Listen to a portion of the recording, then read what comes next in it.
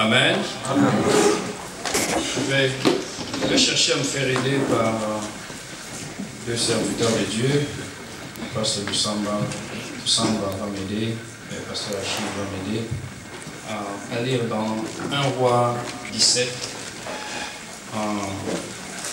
Le pasteur Samba lira du 1er au 8e verset et le pasteur Achille nous lira du 9e au 13e verset. 1 Roi 17. Oui pour le pasteur Toussamba et 9 à 13 pour le pasteur Achille.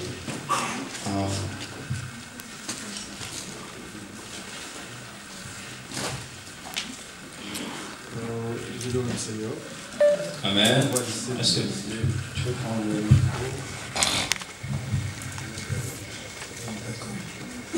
Élie de Tishbite, l'une des habitants de Galate, dit à Akab, l'Éternel, le Dieu d'Israël, dont je suis le serviteur et vivant, il n'y aura ici pas de rosée ni de pluie, sauf sur ma parole.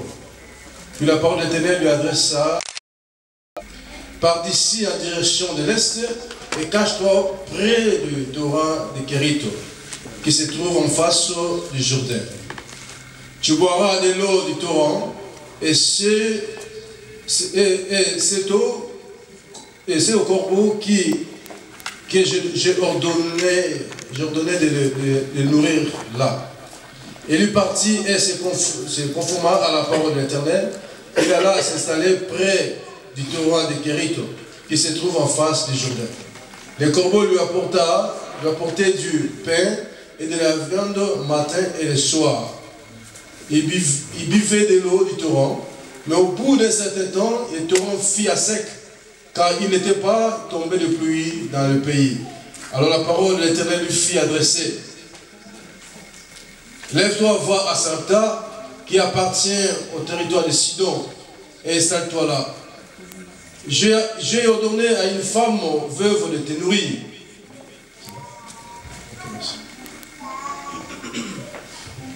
Au nom de Jésus. Il se leva et il alla à Sarepta. Comme il arrivait à l'entrée de la ville, il y avait là une femme veuve qui ramassait du là et dit: va me chercher, je te prie, un peu d'eau dans un vase, afin que je boive. Et elle alla en chercher.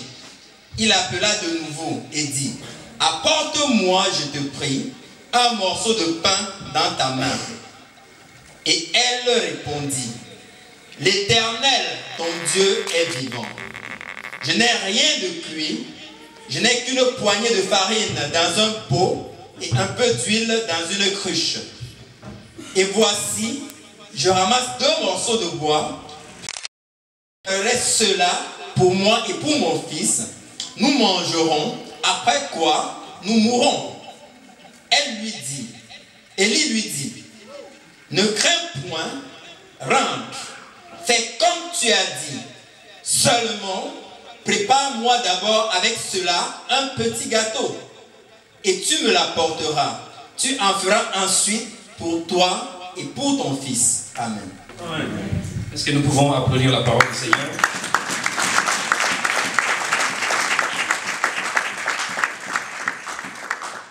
Et je voudrais encore, pour nombre d'entre nous, vous demander de lire à nouveau le verset 4e, et nous allons tous lire encore le verset 9e. Si vous avez trouvé le verset 4e, nous allons lire tous ensemble. Je vais décompter des 3, 2, 1, 0. Nous lisons ensemble. Tu boiras de l'eau du torrent, et j'ai ordonné au corbeau de te nourrir là. J'ai ordonné au corbeau de te nourrir là. Est-ce que tu peux répéter une fois de plus? J'ai ordonné au corbeau de te nourrir là. Nous lisons encore le verset 9e, tous ensemble. Lève-toi et va à Sarepta, qui appartient à Sidon, et demeure là. Est-ce que nous pouvons lire encore ensemble? Et demeure là. Voici, j'y ai ordonné à une femme veuve de te nourrir. Amen. Est-ce que nous pouvons applaudir encore très très fort la parole du Seigneur?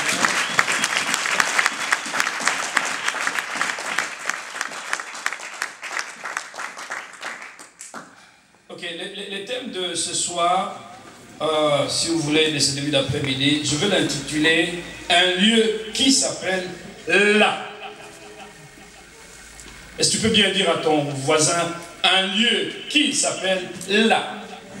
Un lieu qui s'appelle là. Oui, dans la Bible, il y a un lieu qui s'appelle là. Je ne veux peut-être pas rentrer dans l'histoire, pour cette partie de l'histoire d'Israël où il y a eu la famine sous le règne d'Akab et de Jézabel. Et je vous épargne également tout le détail concernant la fuite de cet homme de Dieu du nom du prophète Élie, qui a eu à prophétiser qu'il n'y aurait ni rosée ni pluie pendant 3 ans et demi. Et vous comprenez, c'était une parole prophétique qui avait un effet. Et donc il est arrivé au moment que cet homme de Dieu avait lancé cette parole prophétique.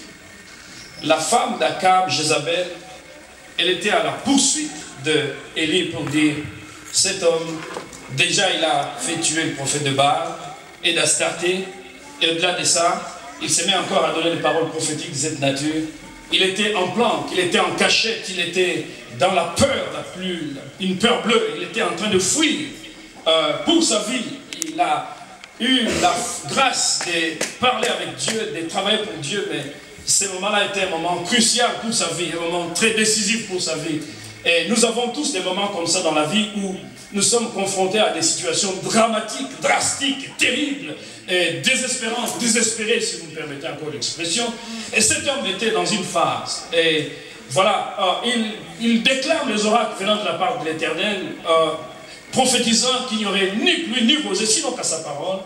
Et dans l'entretemps, il était lui aussi appelé à quitter ce pays.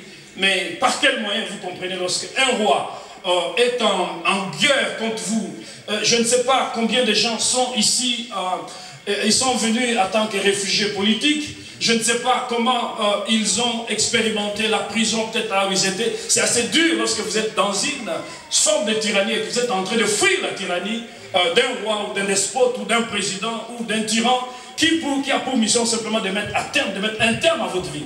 Et cet homme de Dieu était dans une situation similaire. Donc, il était en planque, il était en train de se cacher. Et Dieu lui donne l'ordre pour qu'il quitte là où il était et qu'il aille se réfugier au torrent des Kérit, en face du Jourdain. Et Dieu lui donne l'ordre, va-t'en, mais je vais ordonner à un corbeau. Je sais qu'il y a la famine partout dans le pays, je sais qu'il va y avoir sécheresse, je sais qu'il va y avoir une situation pas possible, mais moi je te demande simplement de quitter où tu es et d'aller. Et la Bible nous parle, c'est ainsi, j'ai essayé de faire un petit peu le résumé de toute l'histoire, mais le Seigneur dit, pars d'ici, dirige-toi vers l'Orient et cache-toi près du torrent de Kérit, qui est en face du Jourdain, et tu boiras de l'eau du torrent, et j'ai ordonné au corbeau de te nourrir là, pas n'importe où, là. Amen. Amen. Et les corbeaux apportent à manger à cet homme. Les corbeaux apportent le pain, il apporte la viande. Et cet homme, il était comme un autre privilégié, vous comprenez, quelqu'un de privilégié qui reçoit chaque matin, chaque soir, un repas, alors bien copieux. Pendant que les gens, ils étaient dans la cité en train de croupir, dans la misère, dans la famille, dans la Dieu a donné l'ordre de se tenir là, Dieu a pourvu à ses besoins. Amen. Amen. Et quand bien même il eut sécheresse, Dieu il n'était pas à court d'idées. Il dit, c'est moi Dieu qui ai ta vie sous mon contrôle. Et Dieu lui a demandé de quitter où il était. Et Dieu lui ordonne encore une fois de plus. Alors la parole de l'Éternel lui fut adressée en ces mots. Lève-toi, va à Sarepta, qui appartient à Sidon, et demeure là. Voici, cette fois-là, ce ne sera pas les corbeaux, mais j'ai ordonné une femme veuve de te nourrir. Amen. Amen. Il est question, là, quand on parle, va là, viens ici, va là. Ça y est, on est en train d'indiquer, on donne une indication d'une place. c'est une place, justement, vous pouvez définir ça comme vous voulez, mais si je peux aider quelqu'un, c'est peut-être une partie de l'espace qui est occupée par une personne, par une chose, quand on parle de l'âme. C'est justement la position dans les classements ou dans une hiérarchie, ou c'est l'emplacement d'un objet dans un espace ou d'une chose dans un ensemble. On peut dire là, à la différence d'ici, là c'est un peu distant de là où nous nous trouvons, nous nous situons. On peut comprendre qu'il s'agit d'un lieu, d'un milieu qui puisse aussi convenir à quelqu'un ou pas du tout, mais ça n'a pas d'importance. Ce qu'il y a à comprendre, c'est que quand on parle d'ici, c'est là où je me trouve, à quelques mètres de moi, je peux dire là, ou là où je peux dire là, il s'agit aussi d'un quelconque emplacement géographique, du lieu où je me trouve par rapport, non pas seulement où je me trouve, mais de là je me trouve à quelque autre part en dehors du lieu où je me trouve. Quelqu'un a compris quelque chose peut-être? Amen. Amen. Amen. Et ce que j'aimerais dire à quelqu'un, qu'il s'agisse d'ici ou de là, l'endroit dans lequel nous vivons a un impact dans la vie de la personne qui vit dans cet endroit. Je ne sais pas si je me fais comprendre. Amen. L'endroit où nous vivons a une influence sur notre vie selon que nous nous trouvons là où nous nous trouvons quelque autre part. Et nous pouvons voir que même dans beaucoup de pays, il y a des différences culturelles. Il y en a qui parlent telle langue parce qu'ils sont là. Il y en a qui parlent une autre langue parce qu'ils sont ici. Il y en a qui conçoivent une autre chose parce qu'ils sont là. Il y en a qui conçoivent une autre chose parce qu'ils sont ici. Ça dépend d'un lieu où vous vous trouvez. Vous pouvez être impacté ou être influencé par tout ce qui vous entoure. Et vous pouvez même également être impacté par les gens qui vous entourent là où vous vous trouvez. Et c'est pour cette raison que je vais encore rappeler à quelqu'un, comme les sages disent, dis-moi qui tu hantes, je te dirai qui tu es. Dis-moi qui tu hantes, je te dirai qui tu es. Ça veut dire, dis-moi qui tu fréquentes, je vais te dire qui tu es. C'est-à-dire, là où tu as quelqu'un, mais dis-moi qui tu es avec, et moi je te dirai qui réellement tu es, là où tu es. Quelqu'un a compris quelque chose? Amen. Quelqu'un a compris quelque chose? Amen. Amen. Le lieu a une influence. Vous comprenez, il y a aux États-Unis aussi, il y a des endroits comme ça. Ces messages, je l'ai prêché plus de 2 fois, mais la dernière fois que je l'ai prêché, c'était il y a 2 ans. Donc je l'ai prêché aux États-Unis, mais je l'ai prêché en anglais cette fois-là. Mais je dois faire des efforts pour le traduire en français. Vous comprenez? C'est un exercice linguistique, c'est pas ça le dire. Mais le problème, c'est... j'ai parlé à nos frères du pays de l'oncle Sam. Il y a le système qu'on appelle le project. Le project, c'est des endroits. Pour vous donner une idée en France, project, c'est comme au Tartaret. Project, c'est comme à Montfermeil. Project, c'est dans des maisons sociales où il y a une concentration assez énorme d'une seule couche ou d'une seule catégorie de population appartenant à une quelconque catégorie de couleur ou culture. Et c'est là où on concentre du monde. Vous voyez, que ce soit à Montfermeil ou au Tartaret ou dans des projets américains, comme à Harlem, il y a des lieux infréquentables. Vous ne pouvez pas fréquenter ces lieux. Sinon, vous allez vous faire flinguer, vous allez vous faire tuer. Tellement qu'il y a de la violence, tellement qu'il y a de la drogue, tellement que les gens ils sont comme désœuvrés, tellement que les gens ils sont comme des lions que l'on a enfermés dans des cages. Il suffit que tu passes, mais tu as 1000 chances que tu sois ou violé, ou frappé, ou alors on te shoot, boum, tu es down, tu es mort. Et des endroits comme ça, tu vis avec l'enfant dans le milieu dans lequel l'enfant vit, va impacter la vie de cet enfant. Pourquoi? Parce que l'enfant vit là. Amen. Amen. Amen. Amen. Il y a un endroit dans la Bible qu'on appelle là. Dis au voisin, il y a un endroit dans la Bible qu'on appelle là. Amen. Amen. Un lieu appelé là. Vous comprenez, si vous lisez également l'histoire de Méphibosheth, vous allez comprendre. David, il vient sur le trône et il se rappelle qu'il avait fait alliance avec son ami Jonathan. Et il pose la question, dis-moi, reste-t-il encore quelqu'un de la maison de Saul pour qui je fasse du bien et à cause de Jonathan, mon ami? Il y avait un serviteur de la maison de Saul qui était nommé Tsiba, que l'on fit venir auprès du roi David. Et cet homme a dit, déjà le roi le voit. Es-tu Tiba? Il dit, yes, oui, Seigneur, c'est moi, je suis Tiba, le serviteur de Saül. Alors le roi pose la question, y a-t-il personne dans la maison de Saül pour que je juge envers lui de la bonté de Dieu? Et Tiba répondit au roi, il y a encore un fils de Jonathan, perclus de pieds. Je vous épargne l'histoire, je vous épargne tout le détail de l'histoire. Mais vous avez lu déjà ce passage de la Bible plus d'une fois. Je vais moi aussi essayer de faire un survol, parce que vous êtes des bons lecteurs de la Bible, je présume, vous voyez. Et on fait venir, on amène le message à Mephibosheth. Mephibosheth n'était pas dans la cour royale, il était loin de là. Et la Bible nous parle, la Bible nous donne le nom de la ville où il était. Il était chez Makir, mais à Lodébar. Lodébar, en d'autres termes, spirituellement parlant, pour les biblistes, ceux qui font des études de la Bible, ils ont donné une image. Lodébar, c'est le lieu de sécheresse, les lieux de désolation, le lieu de... Il n'y a rien de bon dans Lodébar. Vous comprenez Lodébar, je peux me dire que c'est un peu comme les Project, ou c'est comme Montfermé, ou c'est comme, comment dire, c'est comme les Tartaret à Évry. Le Project, c'est un endroit où rien ne pousse, où il y a la prolifération de la pauvreté et de la misère. Aussi, le domaine de la misère. Rien ne pousse, où il n'y a aucune issue pour quelqu'un qui peut dire non, demain, vivant à l'autre débat, mon avenir va être certain. Tout est embrouillé, tout est sombre, tout est cabossé, tout est mort à l'autre débat.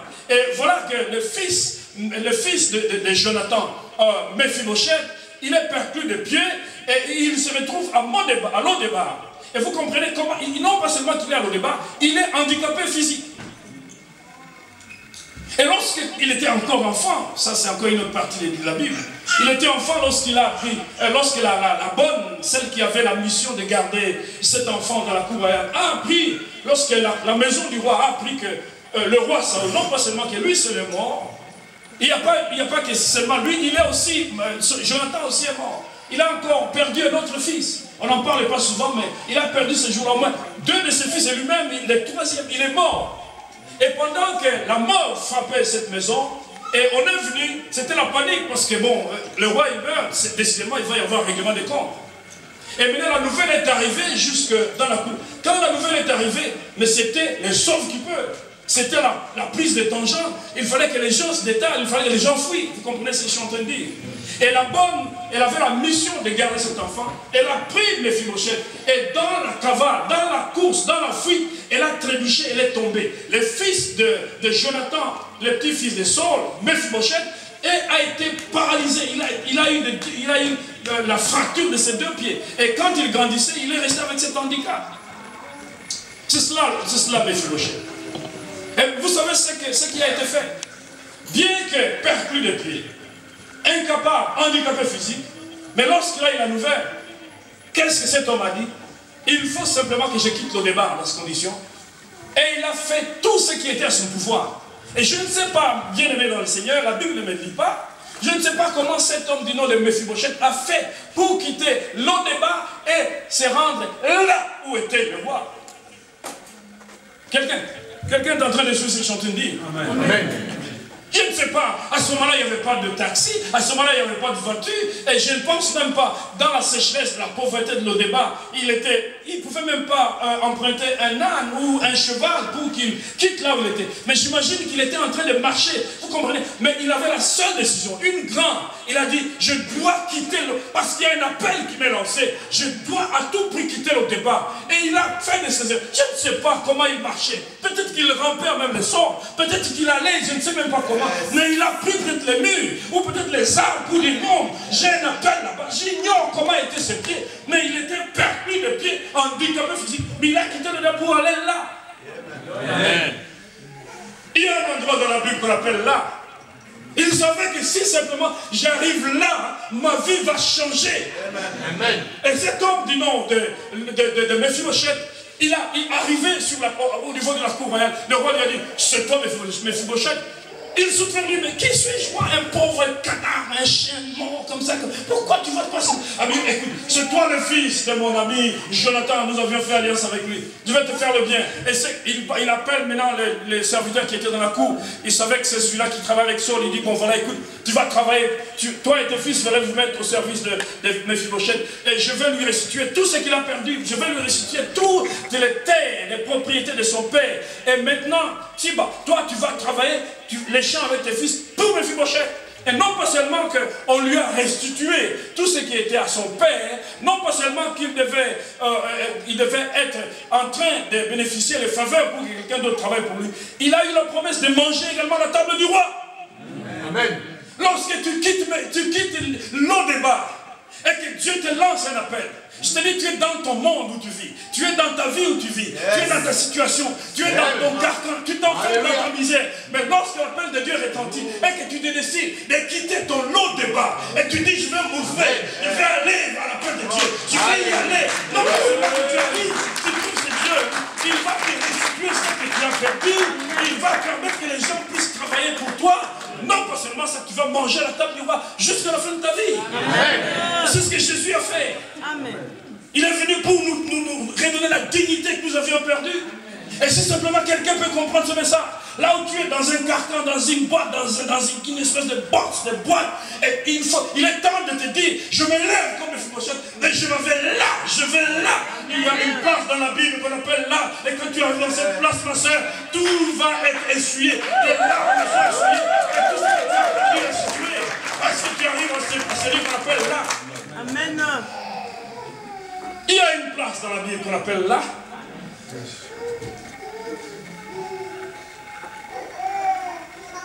Nous avons été spoliés, frappés, ligotés, liés par les démons.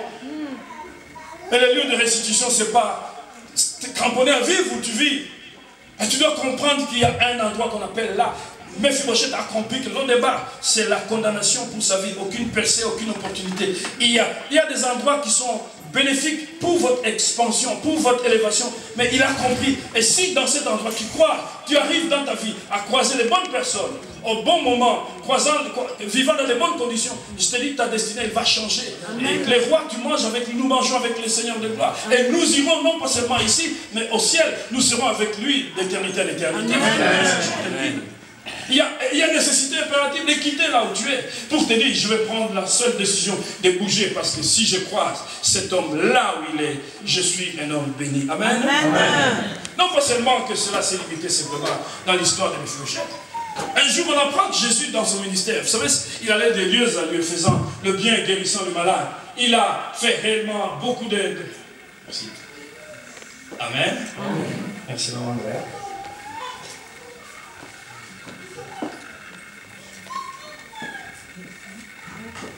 Il fait un travail surnaturel terrible. Des gens ont vécu, ils ont vu ce que Jésus était capable de faire. Alors, il revient. Les gens, ils ont appris que Jésus est là. Mais vous savez, lorsque Jésus était en train d'exercer son ministère, dans toutes ces villes de Galilée, il devait quitter Galilée. Et cette fois-là, il revenant de Capernaum, et il était là en train de prêcher, il était en train d'enseigner. Il y avait beaucoup de monde, beaucoup de monde. Mais vous savez, la nouvelle, comme elle n'hésite pas de partir en traîner poudre, là, vous savez, lorsqu'il y a quelque chose de merveilleux qui est en train de se passer quelque part, ça va de bouche à oreille, mais en traîner de poudre, et ça atteint des couches, c'est plus que la radio que nous avons, ou même Internet aujourd'hui. Lorsque quelque chose de bon est en train de se faire, ça va de bouche à oreille, et ça atteint jusqu'au sommet de la terre. Et cette fois-là, toute la ville était réellement envahie de la nouvelle de la puissance du ministère de Jésus. On dit, mais nous avons quelqu'un qui est malade, mais comment nous allons faire? 4 amis, ils se disent, non, il faut que cet homme, nous puissions le rencontrer. Parce que si simplement, ce que nous sommes en train d'apprendre de lui est vrai, alors certainement, il va guérir notre frère. 4 personnes, ils ont pris la décision pour dire, bon, nous n'avons pas de corbières, non, nous n'avons pas d'ambulance, corbière, c'est pour les morts. Il n'était pas mort pour que l'on prenne un corbière. Nous n'avons rien d'estelle, nous n'avons pas d'anneau, nous n'avons pas de chevaux, nous n'avons rien du tout. Et ils ont pris leur habit dans le lit. Ils arrivent là, ils trouvent plein de monde, un monde à craquer. Pas possible d'accéder. Aucune audience. Qu'est-ce qui va te laisser la place quand Jésus est en train de faire du bien à son peuple? Personne. Et si, simplement un petit peu comme en préfecture, vous allez, lorsque vous voulez renouveler vos papiers, vous devez y aller 5 h du matin pour avoir une place. Et dis-moi, tu débarques à 9 h et tu vas trouver du monde, tu vas dire laisse-moi passer, personne ne va te laisser passer. Et c'était la même chose, une grande ambiance, tout le monde était en train d'ouvrir grand les yeux pour dire non, aujourd'hui, dans tous les cas, je ne vais rien rater. Et personne ne peut me déboulonner d'ici. Tout le monde était aux aguets attendant ce que Jésus devait faire. Il était en train de faire du bien à son Père. Ils ont pris la décision pour dire non. Nous, on n'a pas de choix. Et si nous voulons que ce frère soit guéri, nous avons un seul objectif, une seule décision à prendre. Nous sommes ici, mais ici, il n'y a rien de la maison. Je ne sais pas comment ils ont fait. La Bible ne nous donne pas les détails. Mais simplement, Jésus, comme là, les toits étaient ouverts. On a débarqué l'homme de la toiture. Mais Jésus a dit, mais quelle grande foi. Ils ont dit, nous identifions en Jésus. Nous avons foi en Jésus. Beaucoup de gens, par moment, nous n'avons pas de bilan parce que nous n'avons pas défini qui nous sommes en Christ. Amen. Qui tu es en Christ, je ne sais pas. Et ils ont dit, mais dans la foule, vous savez ce qu'il y a? Il y a des embouteillages. Dans la foule, vous savez, il y a beaucoup de fois, nous sommes pris en sandwich à Paris pour quitter Paris, venir là, plein d'embouteillages. Tu peux passer. On a passé une fois 3 heures là, on allait dans les sols là, mais on a passé 3 heures bloqués dans des embouteillages. Et jusqu'à là, on n'a pas encore fabriqué des avions. Tout du moins, il y en a déjà aux États-Unis, mais ce n'est pas encore dans la norme. Hein. Vous voulez dans votre voiture, vous appuyez le bouton, ça fait un petit avion, vous allez de l'autre côté. Il y a des avions comme ça, vous savez, il y a des véhicules comme ça qui peuvent voler maintenant, mais il faut attendre beaucoup de temps, des licences et tout. Mais jusque-là, à ma connaissance, il n'y en a pas encore ici, vous comprenez? Tu es bloqué dans l'embouteillage, tu dois attendre. Et ces gens, ils étaient bloqués dans un embouteillage, pas possible, un grand monde fou. Ils devaient prendre une décision. Ils se sont d'abord identifiés, ils se sont dit, nous, on n'est pas des canards. Vous savez, les canards, c'est quoi? C'est un oiseau domestique qui vit des vers de terre, qui mange les cafards et qui mange... vous savez, les canards, c'est vraiment parmi aussi les plus crades d'oiseaux. Hein. Ça mange des asticots, des toilettes, ça mange des vers de terre. Ils se sont dit, mais nous, on n'est pas des canards. Nous ne sommes pas des canards. Il faut que tu dises, je ne suis pas un canard. Dis au voisin, je ne suis pas un canard. C'est un canard, c'est un oiseau. C'est un oiseau qui n'a pas de prix, qui n'a pas de valeur, qui fait tout et n'importe quoi. Ils se sont dit, nous sommes de la famille des aigles. Amen. Il y a une différence entre un canard et un aigle. Un canard, c'est sans vision, crâne, mangeant des vers de terre. L'aigle, c'est plus que ça. Il a une vision. Et ils se sont dit, comme l'aigle vole plus haut, et ils ont volé, ils se sont dit, nous savons où est Jésus, et ils ont vu où il était, et ils ont débarqué sur le toit de la maison, parce qu'ils savaient que Jésus était là. Et il y a dans la Bible un endroit qu'on appelle là. Ils ont débarqué sur le toit, et ils ont débarqué en face de Jésus, et Jésus était là, et l'homme là, il a eu son miracle, c'était la guérison. Lorsque tu quittes là où tu es, et tu décides d'aller là où le Seigneur, parce que dans la Bible il y a un endroit qu'on appelle là, le lieu de la provision, le lieu du miracle, le lieu où Dieu est en train de pouvoir aux besoins de son peuple, tu ne manqueras de rien, quand bien même tu serais insulté, humilié, il y va essuyer les larmes, parce que c'est le lieu de la consolation. Lorsque tu comprends cela, tu quittes là où tu dis, je vais aller là où. Il y a un endroit dans la Bible qu'on appelle là. Habakkuk avait compris la réalité. Il dit, j'étais à mon poste et je me tenais sur la tour. Je veillais pour voir ce que l'Éternel me dirait. Et je répliquerai après ma complainte. Et l'Éternel lui adressa une parole. Il dit, mais écris la prophétie. Grave-la sur les tables afin qu'on la lise couramment. C'est une prophétie dont les termes sont déjà fixés, elle marche vers le terme. Elle ne mentira pas si elle tarde. Attends-la, car elle s'accomplira certainement. Amen. Et comment est-ce qu'il a pu avoir ce dialogue avec Dieu? Parce qu'il était fidèle à son poste. Il était là, fidèle à son poste. Tu veux que Dieu te donne les dons de l'esprit? Tu veux que Dieu te donne les dons de révélation? Tu veux que Dieu te donne les dons de puissance? Qu'est-ce que tu vas en faire lorsque tu vas les avoir? Parce que tu n'es pas là. Pourquoi tu veux que Dieu te donne ces dons? Et pour que tu les reçoives, il faut que tu sois là. Et Habakkuk était là, fidèle au poste. Et il était en train d'épier, d'apposter sur la tour, en train de voir au mirador, pour voir s'il devait y avoir quelqu'un qui devait enfreindre la loi, ou peut-être qu'il devait y avoir une espèce de prisonnier. J'imagine un peu, vous voyez, lorsque vous allez dans des prisons, il y a des hauts murs, des murs très, très hautement élevés. Il y a les gardiens qui sont en train de faire la surveillance. pour voir s'il n'y a pas quelqu'un qui va sauter la clôture, pour voir s'il n'y a pas quelqu'un qui va venir faire quelque chose de mauvais. Et ils ont la mission de veiller, d'apposter. Et ils étaient là. Mais si tu n'es pas là, pourquoi tu veux que Dieu t'utilise? Amen. Amen. Amen. Où es-tu avec le Seigneur? C'est comme Adam, on lui pose la question, où es-tu? Il n'était plus là, Adam a fui. Pour quelle raison Adam n'était plus là? Parce qu'il a perdu la gloire de Dieu. Amen. Ayant perdu la gloire de Dieu, il n'était plus là, il a fui. Où es-tu maintenant? La même question qui a été posée à Adam t'est posée. Où est ton premier amour, le Dieu que tu as célébré, que tu as aimé, pour qui tu as parlé à plus d'un lorsque tu t'es converti? Où es-tu maintenant vis-à-vis de ta foi? Où es-tu maintenant? Où es-tu? Tu veux le don de l'esprit, c'est une bonne chose. Mais il faut comprendre que les dons, ils se donnent à ceux-là. On donne la semence au semeur, et on donne les pains à celui qui mange. Je ne sais pas si tu fais partie de la race des mangeurs ou tu fais partie des semeurs.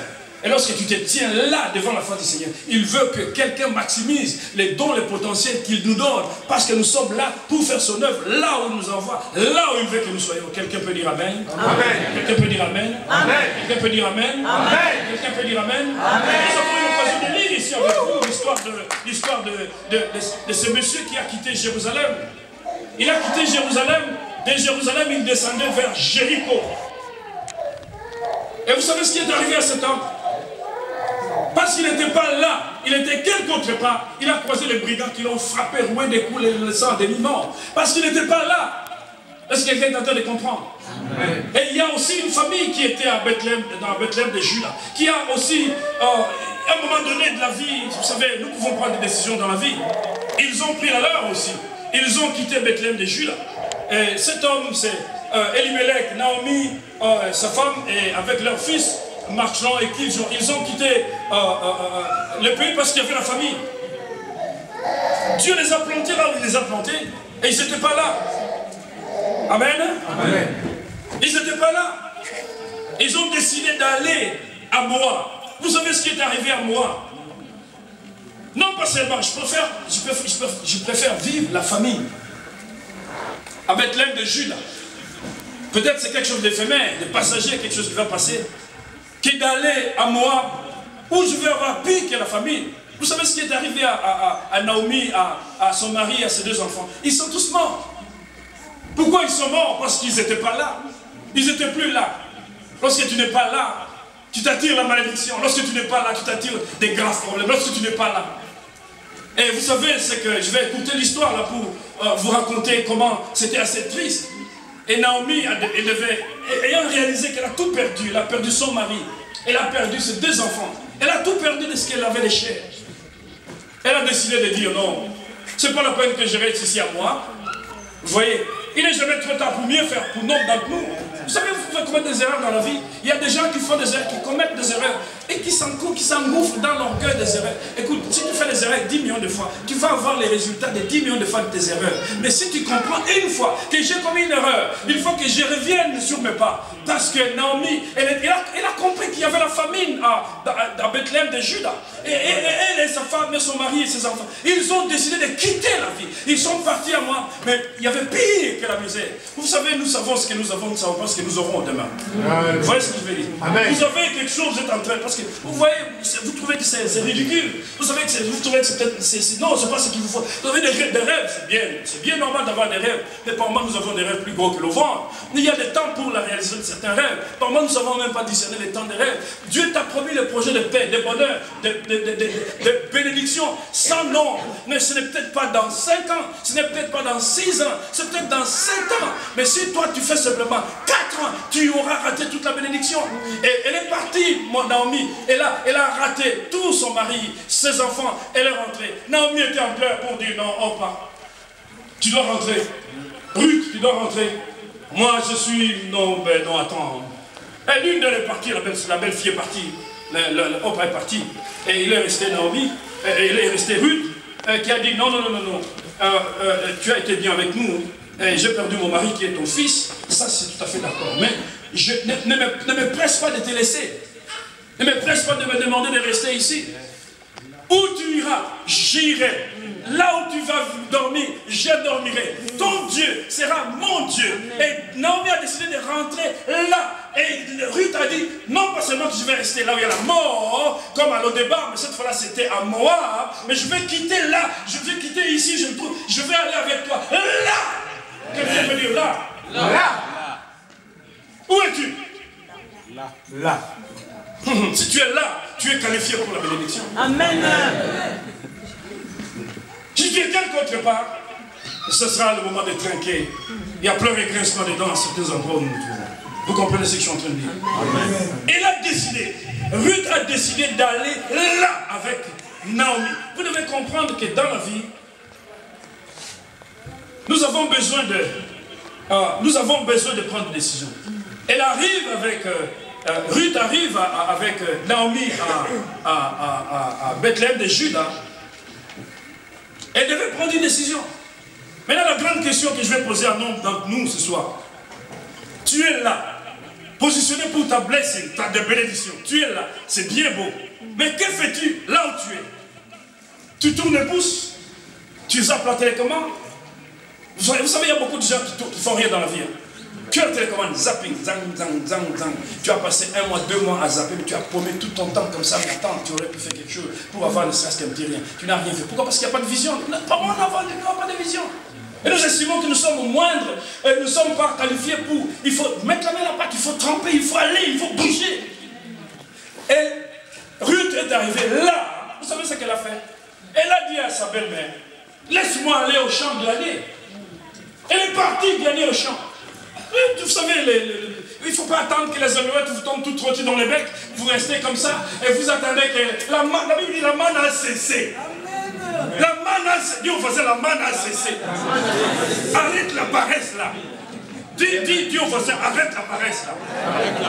Ou s'il y a quelqu'un autour de toi qui ne veut pas travailler, il n'a pas le droit à manger. Il est en train d'alourdir la vie parce qu'il est en train de violer la loi de Dieu. Ou elle est en train de violer la loi. Nous devons bouger, travailler. Amen. Est-ce que tu peux dire à quelqu'un cela? Amen. Il faut bouger, travailler. Il faut bouger, il faut travailler. Laisse-moi, je te prie, d'aller glaner dans les champs. Il faut bouger, ma soeur. Il faut bouger, mon frère. Parce que tu arrives là, il y a des impératifs. Tu n'arrives pas simplement là et tu tournes le pouce comme ça. Non, lorsque tu arrives là, il y a des impératifs. Partout où tu arrives, il y a les conditions, les exigences du milieu dans lequel tu t'en vas. Vous voyez ce que je suis en train de dire?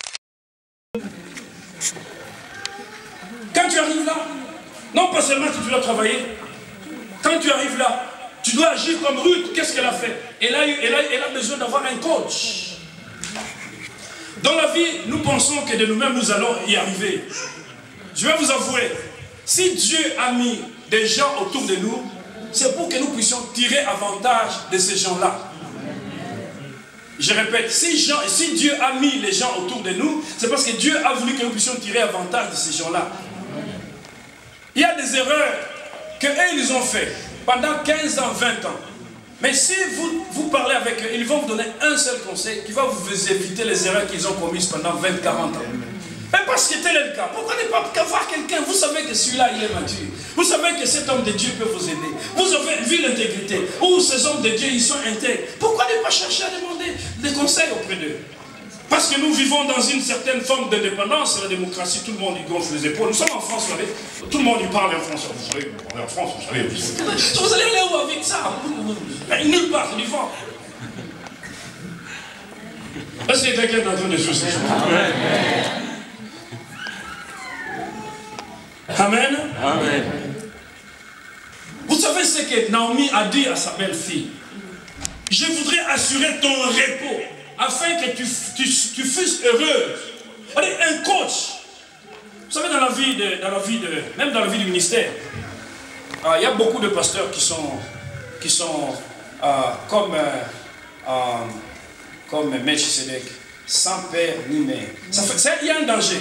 Moi, quand je demande, même là où je suis, quand je demande qui est ton père spirituel, qui est... Oh non, Kakaboy, moi-même, ça fait peur. Vous comprenez ce que je veux dire? Des serviteurs, mais c'est qu'il n'y en a pas. Il faut agir un peu comme ces Romains là, ces centurions, ces centeniers. Je parle centurions en anglais, ces centeniers romains. Il a dit, dis seulement un mot, parce que moi qui suis là, je suis sous autorité. Et il y a des hommes sous moi. Dans la vie, nous sommes tous sous autorité, comme les murs dans le brique. Vous voyez un mur dans le brique, vous voyez une brique dans le mur, excusez-moi la confusion. Vous voyez, nous sommes là. Le mur il est là, mais il y a des briques, il y a des gens qui, si toi tu es ici, tu vas écraser beaucoup. Mais c'est pour des mondes, mais pour la vie, si tu es ici, pour un temps tu vas écraser du monde, pour un temps on va t'écraser. Mais si tu ne veux pas être écrasé dans ta vie, pour te dire voilà il y a ça, à l'école, si tu ne sais pas qu'il y a un maître, tu ne sais pas son rôle. Au niveau de la commune, tu ne sais pas le maire, pourquoi il est là. Mais au niveau de l'église, tu ne sais pas à quoi sert un pasteur. Au niveau du marché, tu ne sais pas à quoi sert un mari. Au niveau du pays, tu ne sais pas à quoi sert un roi ou un président. Tu es perdu. Elle a compris un principe. Elle a dit non, je suis là, c'est bien, mais il faut que je sois coaché par cette dame. Elle a l'expérience. Qui est ton coach? Qui est ton pasteur? Qui est ton prophète? Trois choses que chacun doit voir. Moi j'ai un jeune pasteur, tu connais, j'ai un jeune pasteur, un jeune coach, non pas coach, mais un jeune prophète. Il n'a pas mon âge, il a 22 ans. Mais je vous avoue, ce garçon, il est utilisé comme pas permis.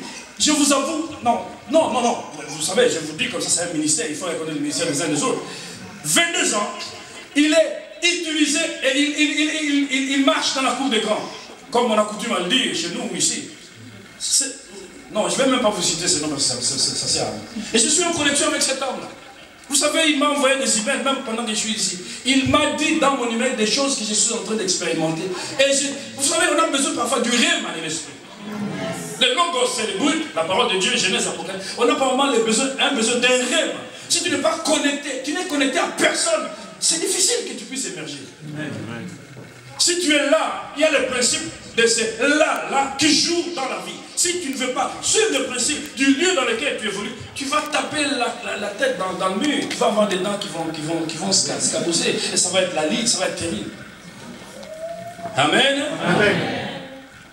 Vous savez ce que la coach a dit, Naomi a dit, c'est quelle heure qu'on doit arrêter? Parce qu'aujourd'hui, je veux vraiment que nous puissions simplement... j'aimerais que nous puissions simplement... Je passe le message. Dans 15 minutes, j'aimerais que je passe le message. Peut-être qu'on va faire une prière ensemble comme ça. Et j'aimerais passer. Vous voulez ça? Sinon, moi j'aurais pu laisser la console pour les gens. Mais j'aimerais que la parole rentre quand même. J'ai déjà vu des gens. Vous priez pour les gens, les mêmes gens. Il y a l'onction, ils tombent, ils reviennent. Ils reviennent à la main. Parfois je me demande pourquoi tout ça. Vous voyez ce que je suis en train de dire? C'est même pas la puissance qui va vous changer, c'est la présence. Là, la parole. Vous me permettez aujourd'hui de parler que brute parole. On va faire une prière générale. Vous avez reçu beaucoup à la veillée, n'est-ce pas? Amen. Ça, c'est... Lorsque vous êtes connecté à ces coachs, écoutez ce que le coach a dit. Lave-toi. Oins-toi. Puis remets tes habits et descends à l'air. Donc, Ruth ne savait même pas qu'elle devait se laver.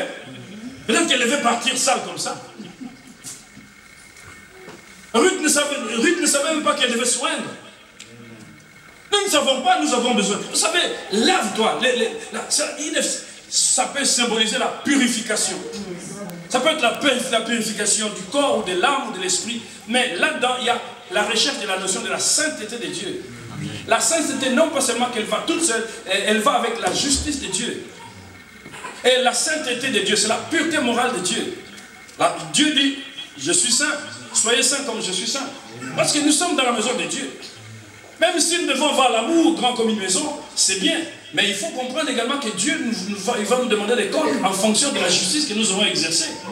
La justice par rapport à nous-mêmes, la justice par rapport à la loi de Dieu, la justice par rapport à sa parole, la justice par rapport à ce qu'il dit. Nous devons comprendre qu'il y a une limite entre la justice et l'amour, c'est vrai. Mais nous n'allons jamais nous taire parce que par moment nous pouvons dire si j'ai dit la vérité, bon les gens vont fuir. J'ai connu beaucoup d'églises comme ça, on dit il ne faut pas dire la vérité. Oh ben les gens vont fuir. Attends, mais ça moi c'est non, ça c'est non, ça. On ne forme pas des gens des clubs là pour qu'ils viennent danser, puis après ils reviennent, ils sont tels qu'ils sont. Lave-toi, oins-toi. Nous avons besoin de la purification. Nous avons besoin de l'onction, nous avons besoin du Saint-Esprit. Lorsque tu es là, où Dieu te place, là, tu as besoin non pas seulement de te sanctifier, tu as besoin aussi de la présence du Saint-Esprit. Est-ce qu'il y a quelqu'un... Il y en a qui ne savent même pas ce qu'est le Saint-Esprit, qui n'associent même pas le Saint-Esprit, qui n'écoutent même pas la voix du Saint-Esprit, qui ne prient pas en langue, qui ne parlent pas dans l'Esprit, qui ne connaissent pas les choses de l'Esprit de Dieu. Et ils veulent que Dieu agisse comme ça. Ils sont tout faux parce qu'ils ont raté beaucoup de choses, vous comprenez. Et là, maintenant, à partir du moment que la coach a dit, tu vas te laver, tu vas t'oindre, maintenant tu peux descendre. Tu es maintenant propre, représentant, tu vas y aller. Quelqu'un a compris? Amen. Quelqu'un a compris? Amen. Lorsque cette dame était en train de partir, elle était en train de dire avec quelqu'un de la famille d'Abimelech. Cet homme s'appelle Boaz. Vous comprenez ce que je suis en train de dire? Cet homme s'appelle Boaz, ne soyez pas distrait. Et maintenant, la femme, elle va. La coach lui a dit, va-t'en. Et ici dans la Bible, on ne nous a jamais dit que la femme là est allée se déshabiller devant Boaz. Oh, depuis que j'étais vu Boaz, je ne dors pas. Tu vois, c'est plus fort que moi. Je ne peux pas supporter. On me demande d'attendre jusqu'à ce qu'on va se marier. Non, ce n'est pas possible. Même aujourd'hui, ça fait quoi d'ailleurs? Elle n'a pas dit ça. Et beaucoup de gens, ils n'ont pas de frein dans leur conduite. Tu as vu un jour, mais c'est comme si vous aviez vécu il y a 40 ans. Vous avez tout fait. Mais attends, il y a un problème. Maintenant, quand tu t'engages comme ça, il n'y a même plus moyen de reculer. Parce que tu peux réaliser qu'il y a 10 millions d'erreurs parce que tu t'es engagé comme ça sexuellement. Il y a des mêmes spirituellement, il y a des démons.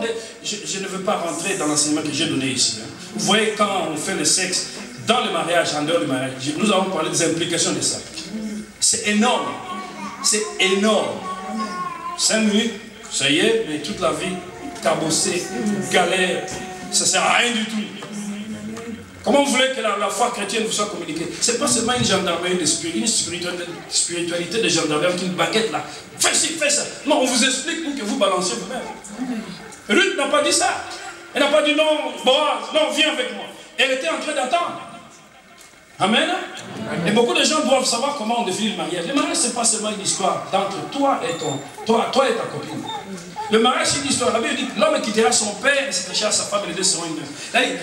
Les mariages, c'est une histoire de ton père et de ta mère. Quelle est la position de ton père et de ta mère par rapport à ton projet de mariage? Hein? Tu quitteras ton père et ta mère. À quel moment tu as quitté ou tu... Comment?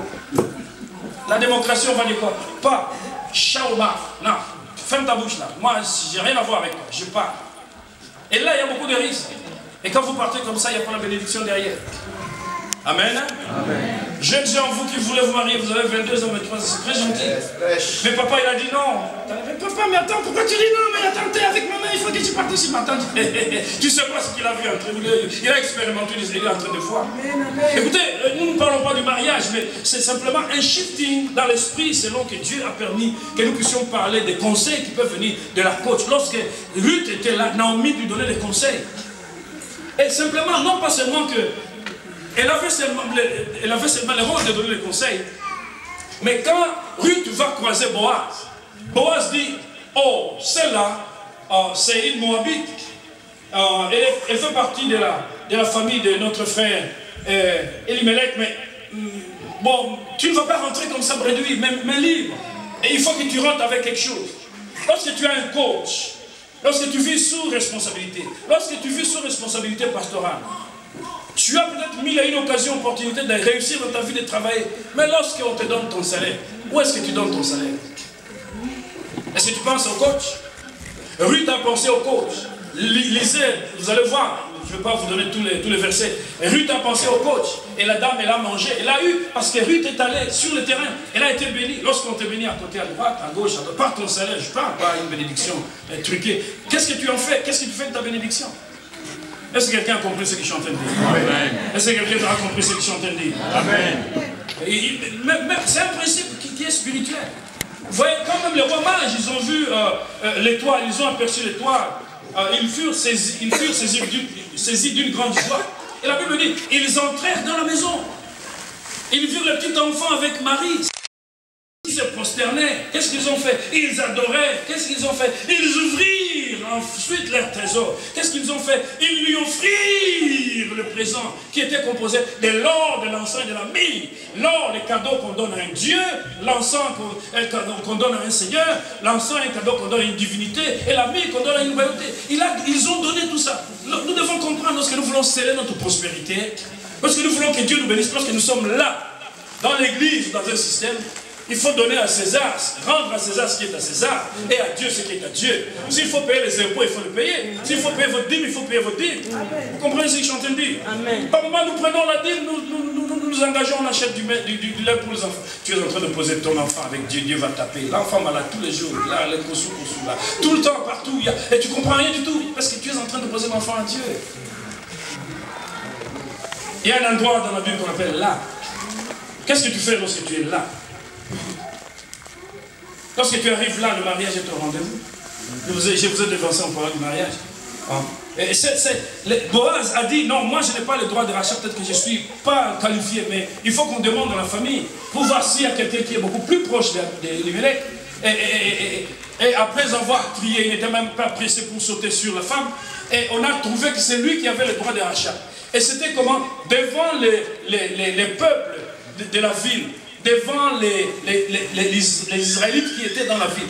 Il y avait un grand monde qui était témoin de ces choses. C'est ainsi que parfois, lorsqu'il y a des mariages, il y a besoin d'avoir des témoins, il y a besoin d'avoir les parents, il y a besoin d'avoir la mairie, il y a besoin d'avoir l'église qui doit être là pour justement essayer de sanctifier pour que les choses ne se passent pas selon les désordres humains que nous puissions faire, selon peut-être l'idée de la démocratie. Vous comprenez ce que je suis en train de dire? C'est-à-dire, lorsque tu es là, il y a le mariage qui est au rendez-vous. Je vous ai parlé peut-être ici d'une sœur qui avait peut-être 20 ans, elle était dans l'église où je suis aux États-Unis. Elle a un grand enfant, il a été sélectionné dans le football américain. Vous savez, là, il y a des grands là-bas. Les petits jeunes, il a 18 ans, mais il est plus que pasteur Freddy. Il a... Ouais, c'est... Je sais pas peut-être c'est les hamburgers ou les trucs qui font qui grossissent comme ça. Il est là. Quand il me voit, Pastor Jan, how do you? Il a même une voix rauque comme ça, quand il me parle. Sa maman, elle est restée dans l'église plus d'une dizaine d'années. Elle n'avait pas de mari. Elle est là, attachée à l'église, faisant l'œuvre de Dieu. Se laissant coacher par son pasteur. Elle travaille, elle fait partie du bureau, elle fait partie de l'administration de l'église. Où Nathalie, elle fait partie aussi de l'administration de l'église, faisant la comptabilité, le ministre. Mais la dame, parce qu'il a été jugé fidèle, vous savez ce que Dieu a fait? Il a fait qu'un monsieur qui avait des problèmes, je ne sais pas de quel ordre relationnel, le monsieur avait les mêmes besoins, le monsieur est venu, elle a demandé la main à cette sœur, avec son grand enfant. Ils ont fait le mariage. Pourquoi être pressé dans la vie? Lorsque tu es là, Dieu pourvoit. Amen. Et je crois que nous avons brûlé notre temps. Et je voudrais vous demander de vous lever. Nous avons prié.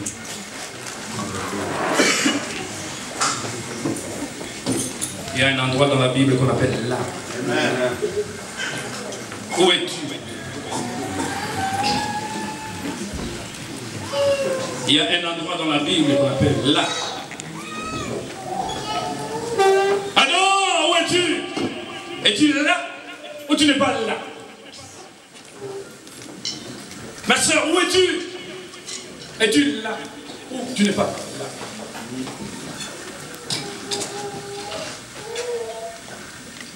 Nous avons nommé les deux. C'est une interpellation personnelle. J'aimerais que nous puissions d'abord dire merci à Dieu pour la parole que nous a envoyée aujourd'hui. Parce que nous pouvons prier pour dire merci simplement à la parole qui nous a été enseignée aujourd'hui. Seigneur, nous te disons merci pour ce que tu as dévoilé cette parole pour ce peuple. Tu viens glorifier ton Seigneur parce que tu es digne de recevoir l'honneur, la gloire, la puissance, la majesté. Oh, Dieu, je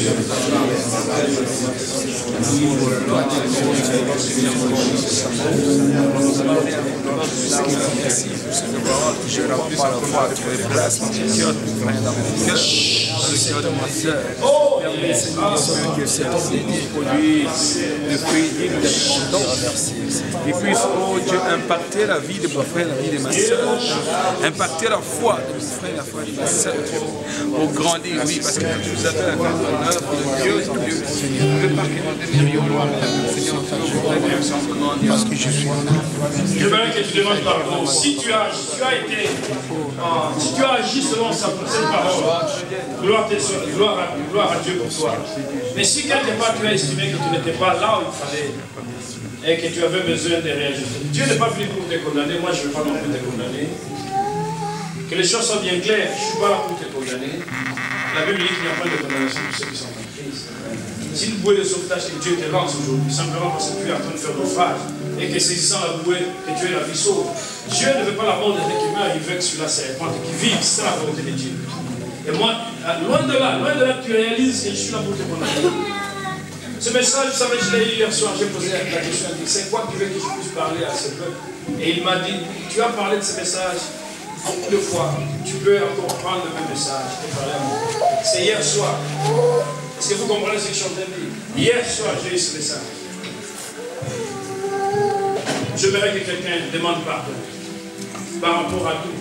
Tu n'as pas donné ta dîme, tu n'as pas été à la place qu'il faut. Lorsqu'on a besoin de choristes, tu n'es pas là. Lorsqu'on a besoin de gens pour parler, tu n'es pas là. Tu es en dehors de là où tu dois être. Tout le temps. En rapport à la marche spirituelle, tu n'es pas là où. J'aimerais que quelqu'un lève la voix et demande pardon. Pour que Dieu puisse déverser cette bénédiction sur lui, sur sa vie. Est-ce que nous pouvons prier? Prions.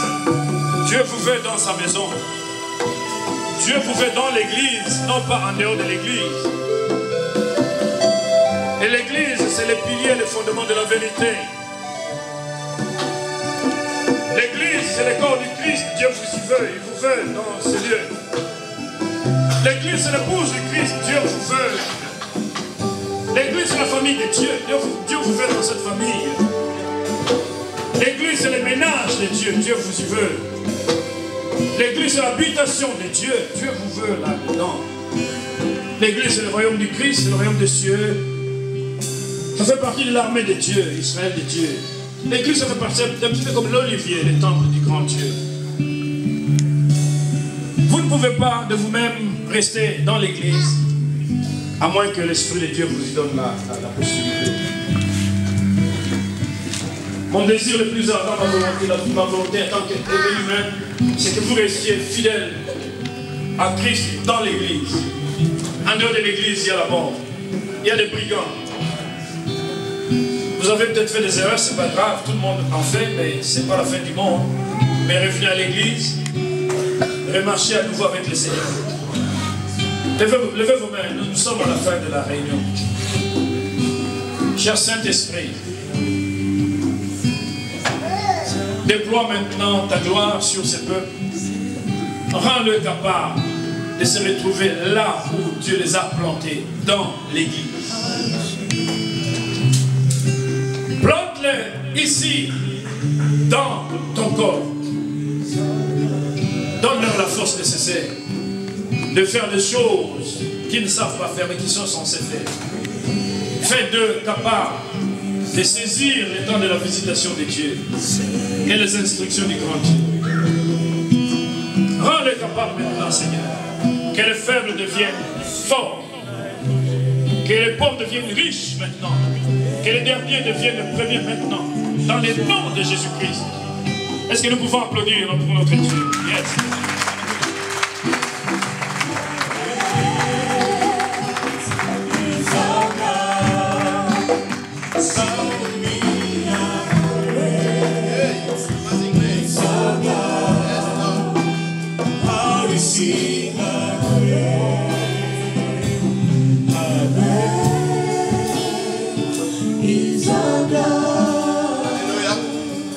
Through Amazing Grace.